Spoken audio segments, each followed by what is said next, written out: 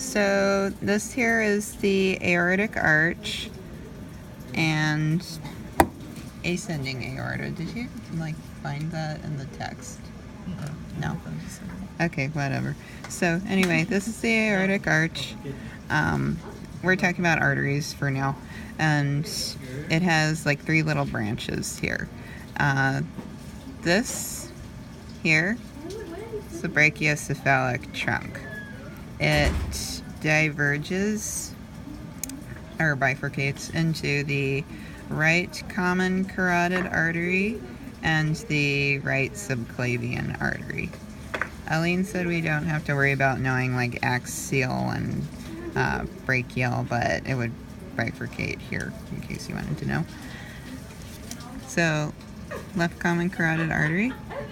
Then going down here is the left subclavian artery. It has its own little branch.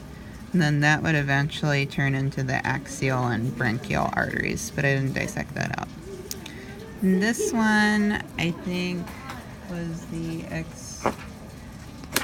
wasn't something we really needed to know, but in case you do need to know, that was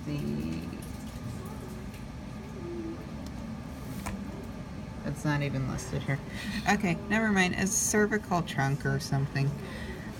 Anyway, want to do the blue one? The blue ones, yes. Oh, and we didn't need to know anything past the carotid arteries, she said, but she's gonna double check with Pablo just in case.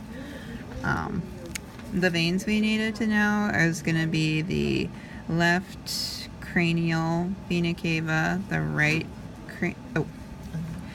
this is the right cranial vena cava. This is the left cranial vena cava.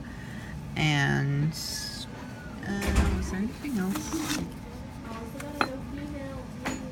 Do you want me to pause it and do another one? No, that's fine. Okay. And then this would be the caudal vena cava. And I have the wrong thing on my sheet. Okay. Oh, and we can't see the pulmonary vein. We would have to cut the heart out, but this would be the pulmonary trunk, and this is actually the pulmonary artery. Remember, the pulmonary artery is deoxygenated. I mean, it carries deoxygenated blood. So, and then our hepatic portal vein is just down here. Okay. So going down here then, we have our caudal vena cava, and our aorta is a little difficult to see, but it's going along here. And it's actually a lot easier to see if I go over here, because you can see the aorta poking through the diaphragm, and it would be traveling up to the heart along the azygous vein, I believe it's called. As it branches off, this here is going to be the celiac artery, which then branches off into the splenic artery and goes to the spleen, and it goes off into the gastric artery somewhere around here.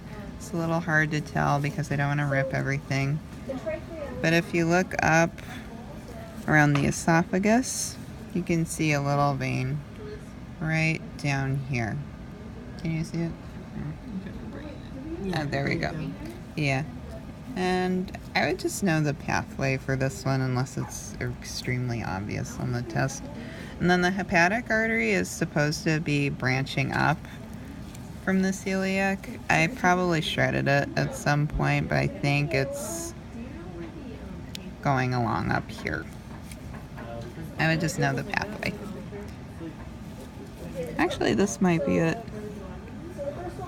Oh, that might be it over here. Oh well. Anyway, this is our adrenal artery. It goes to the adrenal gland, which we do need to know, which lies on top of the kidney. This is the left adrenal gland and left adrenal artery. And as we continue down the aorta, this is the cranial mesenteric artery. It gives blood flow to all the mesentery and stuff. You have to read more in the lab. And here, I believe, would be our renal artery. This is the left renal artery. Our renal vein is much more visible, but we aren't responsible for it, so oh well. And as we continue down the aorta, we will have to flip this back over. This long thing here is going to be our ovarian artery. It may also be the uterine artery. We have to double check that. But it's supposed to give blood to the ovary, which, sorry. And our ovary is up here. I'm assuming it used to be attached to the broad ligament, but I had to tear that to be able to see it. The ovary, and oh, just to note, this little thing here is our oviduct.